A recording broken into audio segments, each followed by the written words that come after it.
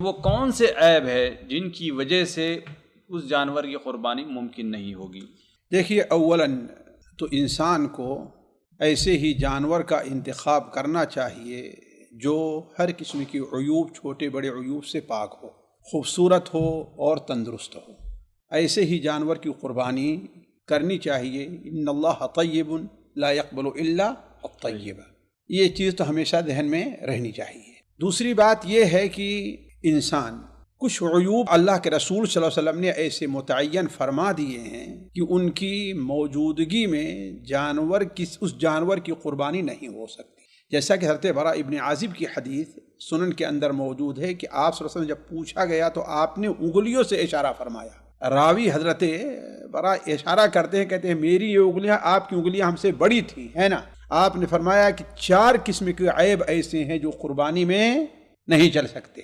ایسا کانا جس کا کانا پن بالکل ظاہر ہو، ایسا لنگڑا جس کا لنگڑا پن بالکل ظاہر ہو، ایسا مریض جس کا مرض بالکل ظاہر ہو، اور ایسا کمزور جس کی ہڈی کے اندر گودا بھی نہ رہ گیا ہو۔ یہ 4 عیب اللہ کے رسول متعین فرمائے ہیں۔ تو علماء کہتے ہیں ان سے زیادہ جو عیب ہوں گے انہی پر قیاس کیے جائیں گے۔ جب یہ جائز نہیں ہے تو ان سے، مثال کے طور پر اگر لنگڑا جس کا لنگڑا پن ظاہر ہو، جس کی ایک ٹانگ ہی نہ ہو، تو اس سے بڑا عیب اس کی بدرجہ اولا نہیں جائز ہوگی۔ آپ نے کانے کے کہا جو کیا ہو، نابینا ہو۔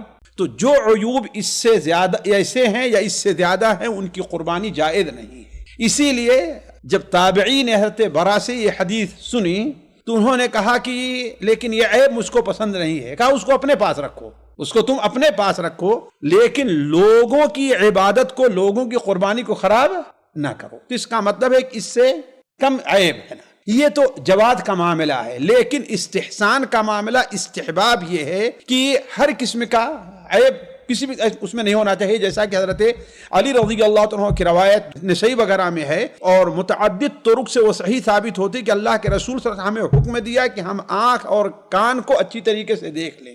تو گویا علماء کہتے ہیں کہ اگر ایسے عیب ہیں، کان کٹا ہوا ہے، کان میں سوراخ ہے، یعنی جسے عیب سمجھا جاتا ہے، بہت سے عیب ہوتے اسے عیب نہیں سمجھا جاتا۔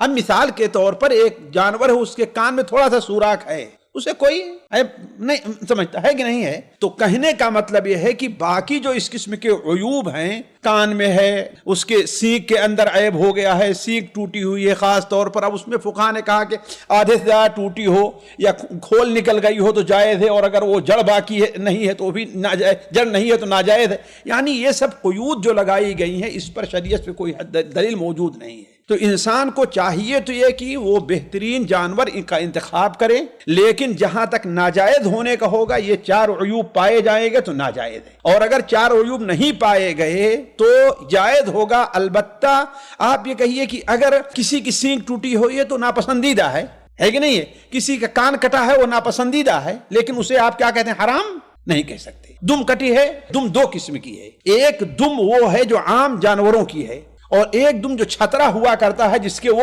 اس کی ایک اہمیت ہے، جو پیچھے رہتا نہیں، اس کی ایک اپنی اہمیت ہے، وہ چربی جس میں رہا کہتی ہے، اور اس کی ایک قیمت ہے، اس کی ایک قیمت ہے۔ اگر وہ نہیں ہے تو اس کا مطلب کہ وہ ناقص ہے۔ لیکن جس کی دمیں عام طور پر ہیں کہ ان کے کٹنے نہ کٹنے سے اس کے جو اصل ہے اس میں کوئی فرق نہیں پڑتا ہے، تو اس کی جائز ہوگی۔ یہاں پر متعین کیا جائے گا کہ یہ سارا حکم کس پر ہے، قربانی سے خریدنے سے پہلے ہے۔ لیکن قربانی کا جانور خرید لینے کے بعد اگر یہ چھوٹے قسم کے معمولی عیب ہیں پیدا ہو جاتے ہیں تو ان کا کوئی اعتبار نہیں ہے، اس لیے متعین کرنے کے بعد یہ پیدا ہو گئے ہیں۔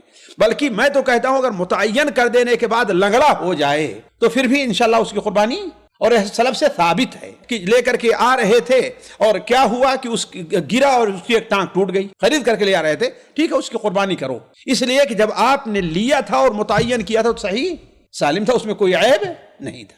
یہ الگ ہے کہ دیکھیے میں نے پہلے ہی کہہ دیا، ایک طریقہ کیا ہے، جواز کا ہے، اور ایک طریقہ کیا ہے، احتیاط کا ہے، اور اس سے اگر انسان کے پاس استطاعت ہے، اللہ نے استطاعت دیا ہے، جیسے ماشاءاللہ بہت سے لوگ ہوتے ہیں تو ٹھیک ہے اس کو بدل کر کے گوشت میں استعمال کر لے، دوسری اس کے بدل خرید کر قربان کر لے، ایسا ہو سکتا ہے نا۔ لیکن عام طور پر جس میں استطاعت نہیں ہے، آپ کیوں اس کو جو ہے اس کے اوپر فتویٰ لگائیں گے کہ اب اس کی جائز ہی نہیں ہے۔